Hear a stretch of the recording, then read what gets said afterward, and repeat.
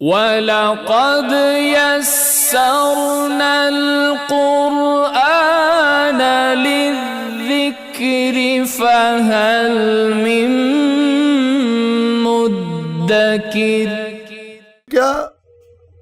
نیک کام چھوڑ دینے کی قسم کھائی جا سکتی ہے کہ میں یہ کام نہیں کروں گا؟ اس ضمن میں پہلے تو یہی آیہ مبارکہ ہمارے سامنے ہے، سورہ بقرہ کی آیت مبارکہ نمبر 224 ہے کہ وَلَا تَجْعَلُوا عُرْضَةً لِأَيْمَانِكُمْ أَن تَبَرُّوا وَتَتَّقُوا وَتُصْلِحُوا بَيْنَ النَّاسِ وَاللَّهُ سَمِيعٌ عَلِيمٌ، کہ تم اپنی قسمیں نہ کھاؤ، اللہ کا نام لے کر قسمیں کھاتے ہو اور پھر نیک کام چھوڑ دینے کی کوشش کرتے ہو اور ارادہ کرتے ہو کہ میں نیکی نہیں کروں گا، میں یہ کام اختیار نہیں کروں گا، میں لوگوں کے درمیان اصلاح کا کام نہیں کروں گا۔ واللہ سمیع علیم، اللہ تعالیٰ سننے والا جاننے والا ہے۔ پھر سورہ نور کی آیت مبارکہ نمبر 222 ہے، صرف 22 ہے، اس میں فرمایا وَلَا يَعْتَلْ أُولُو الْفَضْلِ مِنْكُمْ وَالسَّعَةِ أَنْ يُؤْتُوا أُولِي الْقُرْبَى وَالْمَسَاكِينَ وَالْمُهَاجِرِينَ فِي سَبِيلِ اللَّهِ وَلْيَعْفُوا وَلْيَصْفَحُوا أَلَا تُحِبُّونَ أَنْ يَغْفِرَ اللَّهُ لَكُمْ، کہ اس کام سے، اس حرکت سے منع کیا گیا اور آخر میں یہ فیصلہ کن فرمایا گیا کہ کیا تم پسند نہیں کرتے ہو کہ اللہ تعالیٰ تمہیں معاف کر دے؟ یعنی قرآن پر، حدیث نبوی پر عمل کرنے کا اصل مقصد اور مفہوم جو ہے وہ یہی ہے کہ بندے کو اللہ کی محبت مل جائے، بندے کو اللہ کی بخشش اور معافی مل جائے، بندے سے اللہ تعالیٰ کی ناراضگی دور ہو جائے۔ تو مومن بندہ ہر کام میں یہ سوچتا ہے کہ میں جو کام کرنے جا رہا ہوں اس کام میں اللہ کی رضا کتنی ہے اور اللہ کی محبت اور خوشنودی کتنی ہے، وہ سارے کام اسی ضمن میں کرتا ہے۔ اسی طرح سیدہ عائشہ ام المومنین سیدہ عائشہ رضی اللہ تعالیٰ عنہ پر جب ایک شخص نے الزام لگایا تو وہ بہت طویل بات پھیلی، بڑی سراسیمگی پھیل گئی۔ پھر مسلمانوں میں اس ضمن میں کچھ باتیں بھی ہونے لگیں۔ اللہ کریم نے اپنے کلام کے ذریعے اس بات کی وضاحت فرمائی، اس تہمت کی وضاحت فرمائی اور نفی فرمائی۔ لیکن یہ مسئلہ اپنی جگہ پہ نبی کریم صلی اللہ علیہ وسلم کو بڑی تکلیف ہوئی، خود حضرت عائشہ صدیقہ کو بھی بڑی تکلیف ہوئی،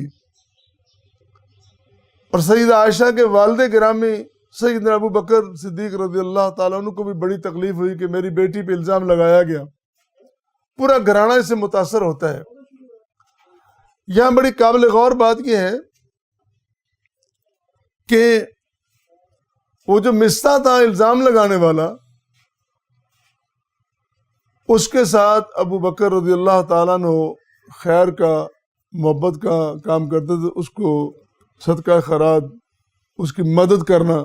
یہ بھی تھا۔ تو انہوں نے اس کے بعد کہہ دیا کہ چونکہ اس نے اتنا غلط کام کیا، آج کے بعد میں اس کو کچھ نہیں دوں گا۔ ایک نیکی کا کام غصے میں بندہ فیصلہ کر لیتا ہے، ہر بندے کو غصہ آتا ہے اور بنتا بھی ہے، لیکن اللہ کی مشیت یہ نہیں ہے۔ اللہ نے فرمایا کہ اس ضمن میں، اس حالت میں نیک کام نہیں چھوڑ دینا، وہ کام جاری رکھنا ہے۔ اللہ کے بندوں پر، غرباء پر، مساکین پر خرچ کرنا، اس کام کو جاری رکھنا ہے۔ کتنا اہم مسئلہ ہے، حالانکہ اس سے تکلیف بھی پہنچی ہے، پھر بھی مومن بندے کا جو معاملہ ہے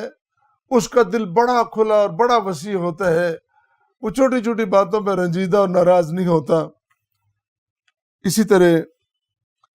ابو موسیٰ اشعری رضی اللہ تعالیٰ عنہ بیان کرتے ہیں کہ ہم اپنے قبیلے کے دوستوں کے ساتھ نبی کریم صلی اللہ علیہ وسلم کی خدمت میں حاضر ہوئے تو آپ نے فرمایا انی واللہ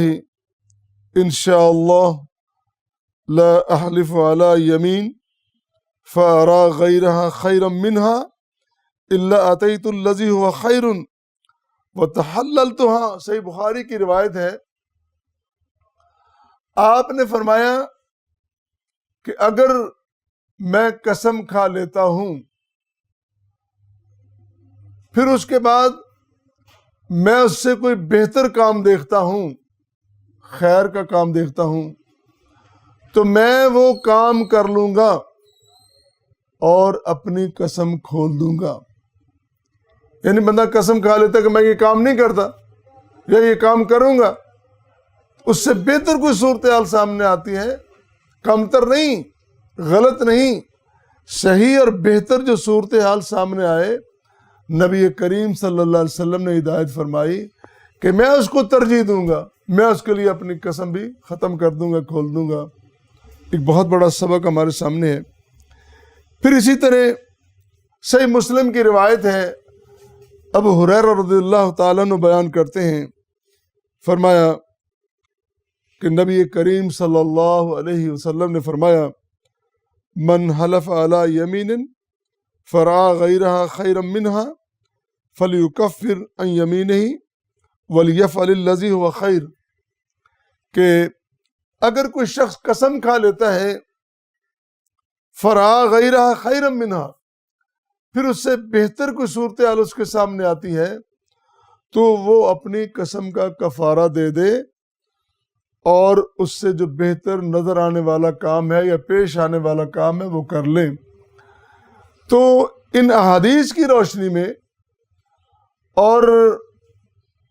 اس آیت کریمہ کی روشنی میں جو ابھی میں نے عرض کی ہے، آپ کے سامنے تلاوت کی ہے، اس کی روشنی میں یہ بات ہے کہ خیر کے کام کو ترک نہیں کیا جا سکتا، خیر کے کام کو ترک کرنے کی قسم نہیں کھائی جا سکتی۔ پھر اگر بندہ ایک قسم کھا بھی لیتا ہے تو گنجائش ہے کہ اس سے بہتر کوئی صورتحال نظر آتی ہے۔ اس سے یہ قطعاً نہیں ہے کہ بندہ زندگی میں معمول ہی بنا لے کہ قسمیں کھاتا رہے اور پلٹتا رہے اور توڑتا رہے، اور ایک بڑا آج کل معروف لفظ ہے کہ یو ٹرن لیتا رہے۔ تو یہ اپنی اپنی ترجیحات ہیں، حدیث سے یہ قطعاً سبق نہیں ملتا ہے کہ بندہ کہہ لے کہ میں ساری زندگی ان یو ٹرنوں میں اور ان فیصلوں میں گزار دوں کہ زندگی بندے کی بات کا وزن ہی کوئی نہ ہو۔ مومن بندہ وہ ہے، مسلمان بندہ وہ ہے جو بات کرے اس پہ پیرا دے۔ لیکن یہاں حدیث نبوی میں جو گنجائش رکھی گئی ہے وہ انسانی زندگی میں ایک وسعت کے لیے کہ کوئی ایسا اگر مرحلہ آ جاتا ہے تو وہاں یہ گنجائش موجود ہے، لیکن یہ قطع نہیں ہے کہ انسان زندگی میں معمول بنا لے کہ میں قسم کھاؤں اور پھر توڑ دوں، پھر قسم کھاؤں پھر توڑ دوں، تو یہ معمول بنانا بھی قطعاً مناسب نہیں ہے۔